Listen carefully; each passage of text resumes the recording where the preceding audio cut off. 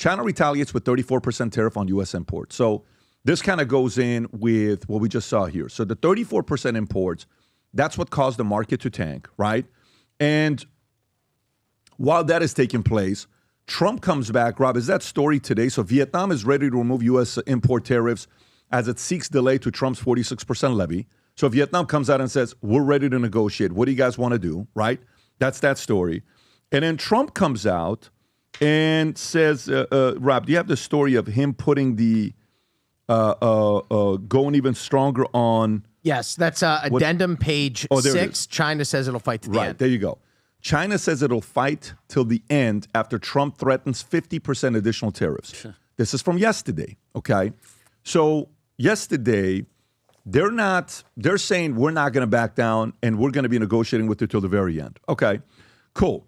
China's Commerce Ministry vowed to fight to the end after Trump threatened an additional 50% tariff on U.S. imports from China set for Wednesday unless Beijing withdraws the 34% tariffs from last Friday. The ministry said the U.S. threat to escalate tariffs on China is a mistake on top of a mistake, and China will never accept it, following Trump's 34% levy on top of 20% duties since February, pushing U.S. tariffs on China to 65% per Morgan Stanley.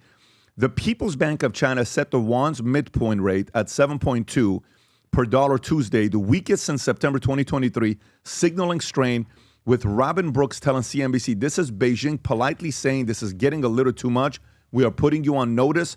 China's 34% retaliatory tariffs after Trump's moves, noting since China already faces more than 60% in tariff rate, it doesn't really matter if it goes up 50% or 500%, hinting at the readiness for a full trade war, saying 500%. Is this him responding to it, Rob? This is Donald Trump yesterday with Bibi Netanyahu from the White House. Okay, and they're talking about tariffs? Yes, the 50% tariff. Go for it. As you know, against my statement, they put a 34% tariff on above what their ridiculous tariffs were already. And I said, if that tariff isn't removed by tomorrow at 12 o'clock, we're putting a 50% tariff on above the tariffs that we put on. So they've gone for years. They've become a rich country because of people, again, that were in the White House that allowed this to happen. Hundreds of billions of dollars a year they're making us on trade, and it shouldn't be that way. And have a great relationship. Rob, can you do me a favor? Rob, can you do me a favor? Go find a clip. And this is the part where a lot of this stuff is kind of coming together. You have the clip from Pelosi on China with tariffs. This is in 1996. Folks, if you've never seen this, you have to see this. Pelosi is talking about tariffs on how China, this is it, Rob. Watch this, no, but it's 5 minutes and 42 seconds. I'll find a shorter. There's a shorter one, Rob. How long is that one? That's the same. Is it the same thing? Well, let's see how quickly she gets into it. Let's see how quickly she, I found one that is, let me see if this is the one. You want to go where she's at the chart. Do you have the chart? I think if you click like a minute into it, it shows her at the chart. How far does China... That's it. Okay, go back a little bit. Perfect. Go for it. Watch this, folks. On the status quo that the business community is asking each and every one of you, each and every one of us to endorse today. Right now, we have a $34 billion trade deficit with China, the 1995 figure. It will be over $40 billion for 1996. Since the Tiananmen Square massacre, this figure has increased 1,000%, from $3.5 billion then to about $34 billion now. In terms of tariffs, I think it's interesting to note that the average U.S. MFN tariff on Chinese goods coming into the United States is 2%, whereas the average Chinese MFN tariff on U.S. goods going into China is 35%. Is that reciprocal? On exports, China only allows certain industries into China, of U.S. Industries into China, and therefore only 2% of U.S. exports are allowed into China. On the other hand, the U.S. allows China to flood our markets with a third of their exports, and that'll probably go over 40%. And it's limitless because we have not placed any restriction. In terms of jobs, this is the biggest and cruelest hoax of all. Not only do we not have market access, not only do they have prohibitive tariffs, not only are our exports not let in very specifically, but China benefits with at least 10 million jobs from U.S.-China trade. We gave him the those president jobs. in his statement requesting this special waiver said that China trade 96. supports 170,000 jobs in the United States, 170,000 jobs, whereas our imports from China support 10 million jobs at least. Fact is that U.S.-China trade is a job loser. And one of the reasons that it is because well, first let me just make another point, and that is that our colleagues on the other side of this issue will say the trade with China, exports to China have increased 3 times in the last 10 years. They have. But they fail to mention that imports from China have increased 11 times, thereby leading to this huge trade deficit. The other issue, in addition, if intellectual property. So, and then she gets into intellectual and a bunch of different things. This is Democrat Nancy Pelosi, 96, talking about what's going on with China. And if you go back and listen to what Trump said on Oprah Winfrey in 1988, when he talked about tariffs, that's exactly what he's been talking about. Trump's been talking about this with Oprah Winfrey since 1988. Is this a clip on tariffs? Yes. Go for it, Rob. Watch this, folks. Foreign policy. What would you do differently, Donald? Watch this. I'd make our allies, forgetting about the enemies you can't talk to so easily. Brilliant. I'd make our allies pay their fair share. We're a debtor nation. Something's going to happen over the next number of years with this country, because you can't keep going on losing $200 billion, and yet we let Japan come in and dump everything right into our markets and everything. It's not free trade. If you ever go to Japan right now and try to sell something, forget about it, Oprah. Just forget about it. It's almost impossible. They don't have laws against it. They just make it impossible. They come over here, they sell their cars, their VCRs, they knock the hell out of our companies. And hey, I have tremendous respect for the Japanese people. I mean, you can respect somebody that's beating the hell out of you, but they are beating the hell out of this country. Kuwait, they live like kings. The poorest person in Kuwait, they live like kings. And yet they're not paying. We make it possible for them to sell their oil. Why aren't they paying us 25% of what they're making? It's a joke. This sounds like pause it right there. Political presidential Pause it right there. talk. So the people that say Trump is, he's just hard, he's doing this, he's doing that. Yeah, he's been on this position with tariffs since 1988. Tom, your thoughts here with what's going on with China, the tariffs, as well as the clip we played with Nancy Pelosi. Wow, there's a whole bunch of stuff. First of all, I'll take the easy one. The easy one is Nancy Pelosi. This is Nancy Pelosi in what I call PG mode, which I stand for as pre-globalist. As she moved to globalism, all of those positions you just say shifted away. This isn't Nancy in history. This is a different Nancy. This was Nancy truly looking out for the American worker, and a lot of union dollars were in that gold necklace there. A lot of union support was in her campaigns there. And when you move to a globalist agenda, you realize the truth that they subtly moved away from supporting America's unions, and they took money from other things. So Nancy's easy. She moved to a globalist agenda. That sounds like Trump, because it does sound like Trump. Now then, we go to China today. I find it very interesting that Vietnam, Taiwan, and Cambodia, the little tigers that were all wanting to help during COVID. I don't know if you remember, but they all spoke up and says, we'll help you with supply chains. We'll see what we could do. You know why? They wanted market share of that manufacturing. They're not saluting China, especially Taiwan. It's like, hey, we'll help you out. We'll manufacture. So Vietnam, Taiwan, and Cambodia. And last night, Scott Bessent told Fox News it wasn't 50 countries, it was 70 countries that were ready to discuss, and that Japan had raised its hand early, and so it was going to be one of the first to the table. Because you raised your hand first, you came to the first. Guess what? You get to meet the teacher first. So I think there's a lot of international market share of manufacturing that's responding here. Now, the market likes that. Today, the market's up 3%. Everything's up 3% across the board. And before the market even opened today, the VIX was from 49 down to 41. And right now, I think, somebody help me, I think the VIX is 38.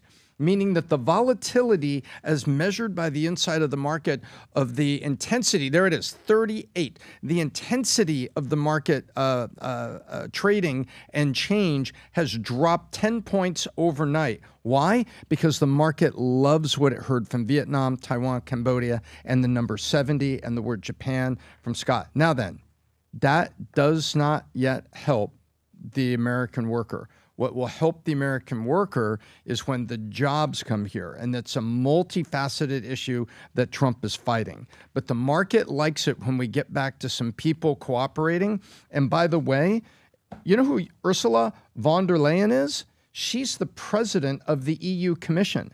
And she goes out and makes speeches when Macron and people don't want to make, because remember, they face the wrath of the media and the populace. So Macron comes out, makes a statement supporting Trump on tariffs. Look out, he's going to get slaughtered in the press and the people are going to be pissed. But Ursula von der Leyen, President EU Commission, can say to China this morning, she said it 2.5 hours ago, I saw it, we had a phone call with China and I spoke to the premier and I cautioned them strongly on responding irrationally and too roughly to what President Trump is doing. So that is a very large trading market with China, calling them on the phone through their president of the EU Commission to say, hey, man, easy does it, to just translate that. So that's what I think is going on right now. China's got to come to the bargaining table, but there's multiple facets here that encourage me a lot. Brandon.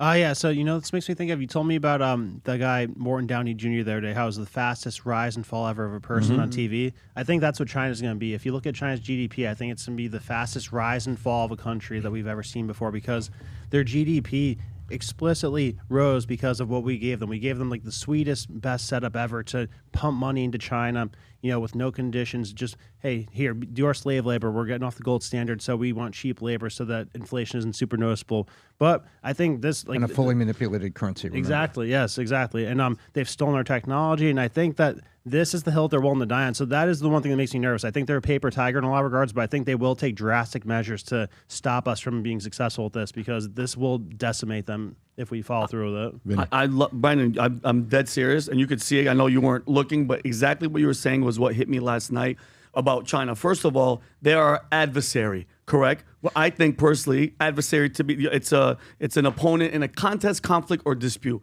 I think it's deeper than that. I think they are our enemy, because if you think about it, we're at war with them. We're at war. It's not boots on the ground. It's not bullets being shot. But everything that they've done, from trade, from TikTok and poisoning our youth's brains and buying military land near our military bases, Trump has to be careful. This is what worries me. He's threatening them to do something within 24 hours, and then the Ministry of Commerce says we will fight to the end.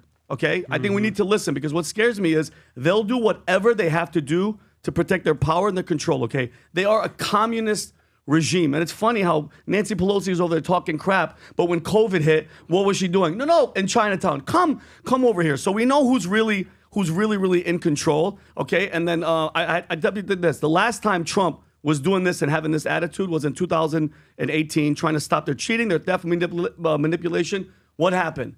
A virus randomly leaked out of a lab that we kind of control and run, and nobody said, meaning they still to this day are playing the whole game of it could have been a lab leak. I think we have to be he has to be very careful with them, because I don't trust them one bit. They've shown that they're capable of going that length to shut everything down if they have to, and I think we're playing games with a regime that's willing to do anything, Pat, anything to stop us. This is going to get ugly, and it's going to get really ugly soon. So, Rob, if you can play this clip. This is Scott Besson, which, by the way, what a very, I really like the way he speaks, the way he interviews, the things he says. He's actually a very good teacher, because he can explain something in 30 seconds that takes somebody else 5 minutes to explain. So the average person can also receive it. Can you play this clip on the number of people that have been calling, countries that are wanting to negotiate with us with the tariffs? Go forward. Larry, I can tell you that there are 50, 60, maybe almost 70 countries now who have approached us. So it's going to be a busy April, May, maybe into June. And Japan is a very important military ally. They're a very important economic ally. And the U.S. has a lot of history with them. So I would expect that Japan's going to get priority, just because they came forward very quickly. But it's going to be very busy. And if President Trump, again, gave himself maximum negotiating leverage, and just when he achieved the maximum leverage, he's willing to start talking. Adam. Love that. Well, all these countries are coming to do what? They were trying to do one thing, cut a deal. Trump should probably make it. It's like whoever gets in the top 10 to negotiate will get a better deal. It's the art of the deal. So this is what it reminds me of. So we were talking about China. The number one goal of Trump is to deal with China. It's not to deal with Bangladesh. It's not to deal with Vietnam, Canada's, Mexico. It's all about China. So there's, I said you did a great breakdown when you shaved your head, and years ago you talked about there's different levels to this. There's different levels to this negotiation. So China is the end boss, right? So whether they're a paper tiger or a powerful dragon remains to be seen. But it's like, you ever play Mike Tyson's Punch-Out back in the day? What a game, right? Yeah. And Mike Tyson was the final boss. Yeah. So the guy who played in the game was what, Lil Mac? Glass Joe. Well, exactly. Yeah. So USA is like Big Mac. It's not like we're some wussy. We're the number one country. So we're Big Mac, and we're going through the ranks. The first guy is Glass Joe. Boom, knock him out. Some, fruity French guy, done. Then you got Don Flamenco. He's doing his little dance. He's got his rose in his mouth. Boom, knock him out. Vietnam, Spain, India. Boom, we're knocking these people out. King Hippo shows up. Here we go, right here. He's a fat guy, sumo wrestler. Boom, knock him out. Soda Popinski, the drunk Russian guy. Maybe I played the game this weekend. Who knows? All of a sudden, we're beating all these guys. Boom, boom, boom, boom, boom. Then there's the final boss, Mike Tyson. That's China. So Trump's plan is to knock all these guys out. Bing, ding, bing, bing. Our allies. Okay, UK, we cut a deal. Israel, we cut a deal. Japan, South Korea, cut a deal. Then we deal with India. We deal with these levels and levels and levels, and then we knock out China in the end. But what are they willing? What extent are they willing to go?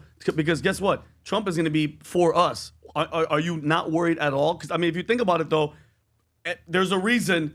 They're in control. There's a reason Gavin Newsom cleans up the city of San Francisco when they show up. There's a reason John Cena apologizes in Mandarin when he messes up. There's a reason LeBron, everybody bows down to them. And it's like, how far are we going to push them? And why do you think they bow down to them? Because they own them. They own all these guys, all the money. So it's the money. Well, obviously it's the money. It's the money, Lebowski. And this is so what we're trying to do. Of course, is figure out the money. But when you back up a Mike Tyson in a corner, Mike Tyson, he's going to punch you in your face.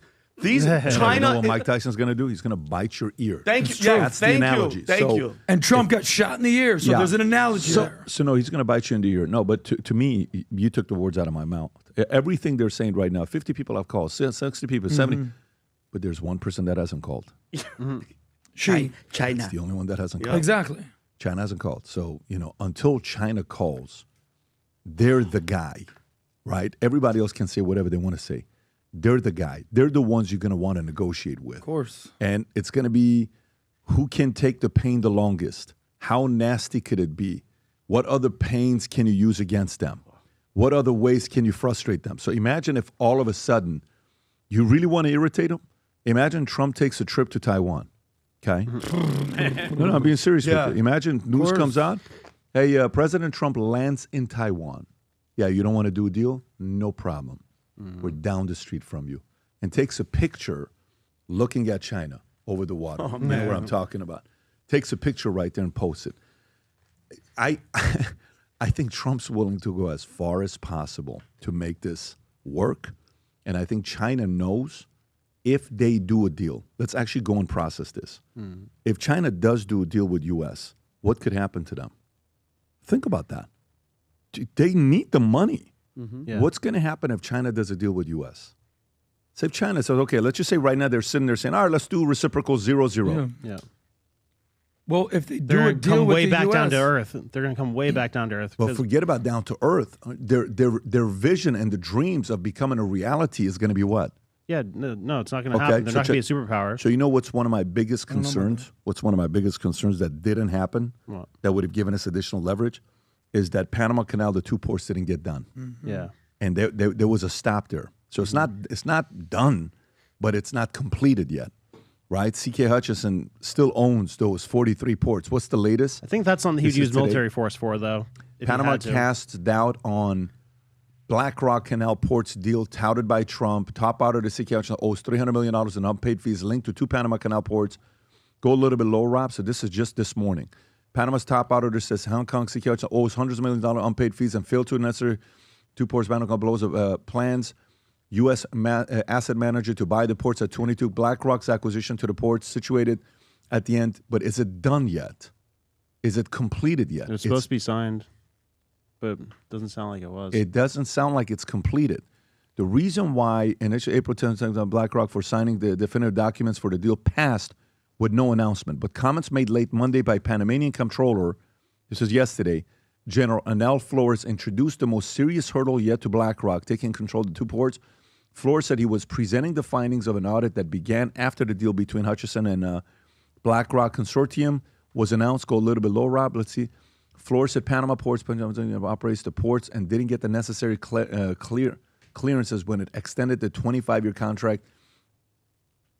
Yeah, to me, all I'm thinking right now is the amount of leverage Trump and the U.S. has to go to China and say, if you don't do this, we're going to do this. Like, you remember when China, what was the first company that Trump said, nope, you can't do business here in the States? Do you remember the big one? The $100 billion company? Wasn't Tencent? No. It was the Alibaba. daughter that would, no, the daughter was in China, was a CFO of the company doing a deal with Iran, and Trump said, you guys are all out of here. Oh, Huawei. That phone was blown up in the U.S. Huawei.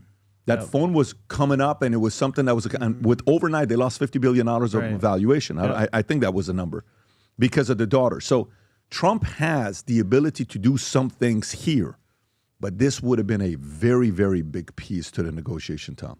I don't think things are over yet. And I think that China is being, what people don't realize, they are fighting a four-sided war. Now, the big giant side is these tariffs. They're also interfering with the TikTok deal, and they're saying, oh, it's because of tariffs. No, it's not. You want that data, and you want that path to power. And look, you see what's going on there?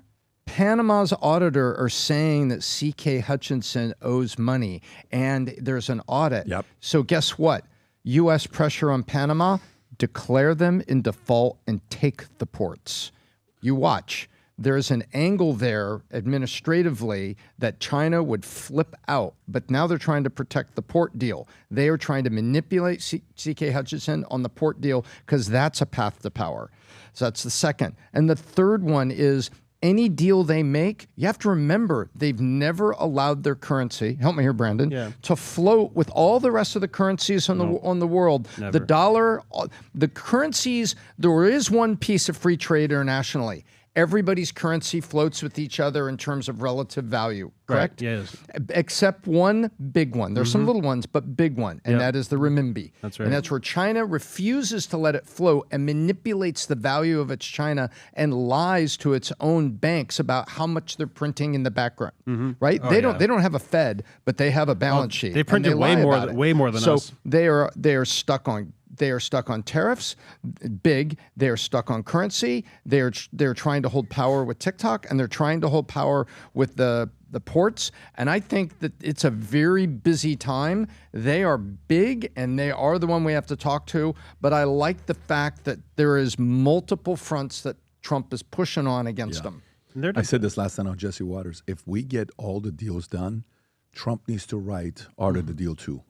Because it's time, man. Everybody's going to want to know how these deals got done. Brandon, you were saying. Yeah, no, just when it comes to leverage, I think we have far more leverage than China does because the thing that made them valuable to us is going away. Like what made them valuable was cheap labor and their manufacturing capacity. But, you know, with AI and with their labor being more expensive now, that's no longer that much of an advantage for us. And then what they need us for is they need us for our consumer base because our consumer base like feeds like probably the majority of their economy. Like we absorb what they make.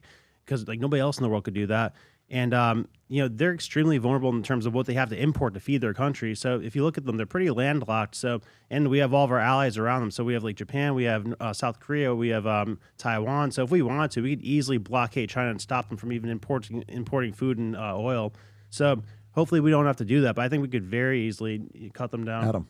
Look, I think, we talked about China being the end boss here. What's the definition of a good deal or a fair deal?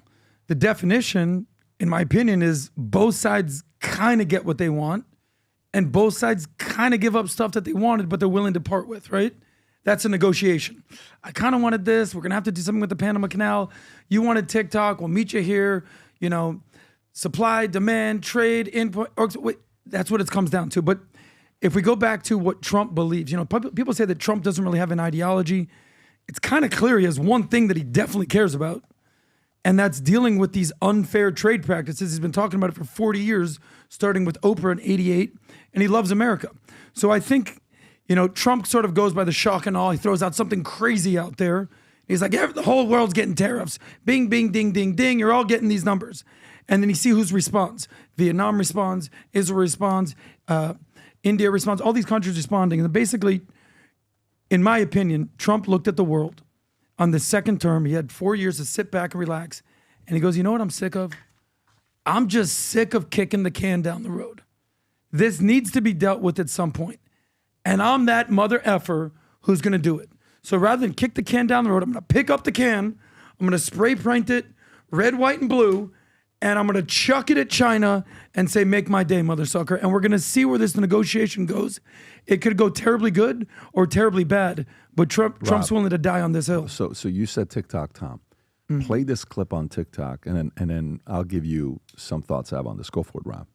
Are you open to deals with these countries? Are you open to deals? The guy wrote the book, Art of the Deal. Somebody said that we're going to give you something that's so phenomenal, as long as they're giving us something that's good.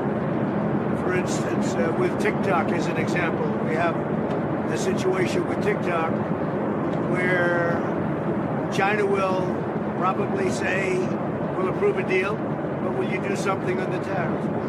The tariffs give us great power to negotiate.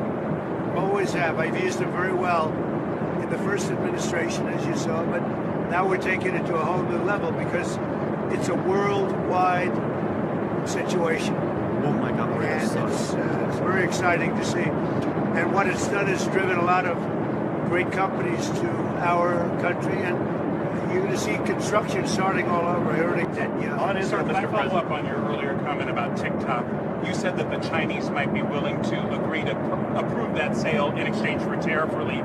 Is that something that you've floated to them or you've heard from them? Or no, I'm just using that as an example. Okay. Let's say we had a problem with TikTok, and let's say China wasn't going to approve. We could use tariffs in order to get it approved. The deadline you is give them 7. something in return. What's the update on the deal negotiations for We have, TikTok? we're very close to a deal with a very good group of people for TikTok. Larry Ellison or Is it multiple investors? Just Multiple. And then did the last minute bids kind of throw things into disarray for you, or do you have your strategy completely locked up on who's going to Which last minute? on acquiring TikTok? No, I think that China maybe will call and say, well, we're upset with the tariffs, and maybe they want to get something a little bit in order to get TikTok approved. Who knows? You can pause it right there. Okay.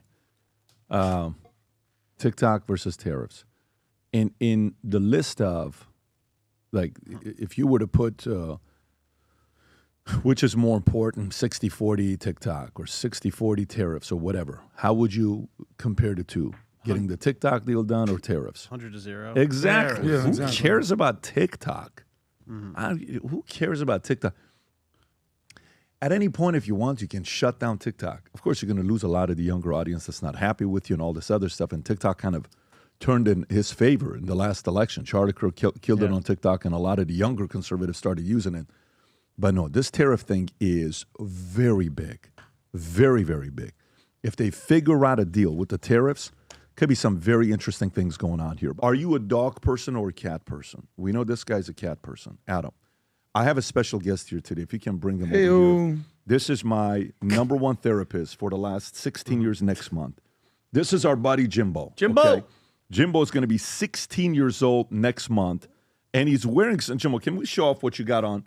He's got a Future Looks Bright shirt back here. And because it is, what is it, the National Pet Day, Rob? Can you pull that out? Yes, Friday, National Pet Day. National Pet Day is Friday. We got this gear for you that our merch team thought it was a good idea. Okay, I want to show you this. So if you guys, honestly, if this sells out, I'm going to personally give credit to the merch team to come up with these ideas. And I will say, this is their idea if it goes lights out, okay? Now, what do we have here? A few different things for you to pick from with Future Looks Bright. Frisbee rope toy. This is one. We have this tennis ball. What does it say? Tennis ball sling toy.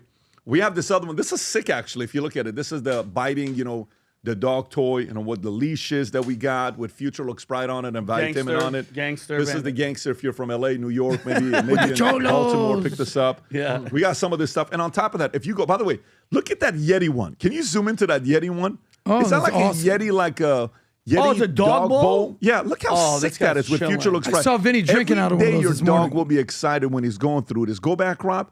So let's place an order on one of the things so they can kind of see. Let's place an order on this, hypothetically. If you buy this, watch what happens, okay? So you buy this $15, you add it to the cart. Then it says here, are you team wolf or team meow? So you're going to get a Valuetainment mug that says meow or wolf, depending on if you're a dog person or a cat person. Obviously, Adam goes with meow and Vinny would go with wolf, but some of us actually like dogs and cats. But anyways, if you got animals, if you got dogs, go place an order for National Pet Day. Future Looks Bright. I never forget one of the shows I watched, cartoons, that it said all dogs go to heaven with the character Charlie. You remember that? What a great movie, right? Cry all the time. If you love dogs, you got dogs, place an order. Future Looks Bright, not only for us humans, but also for dogs. If you enjoyed this video, you want to watch more videos like this, click here. And if you want to watch the entire podcast, click here.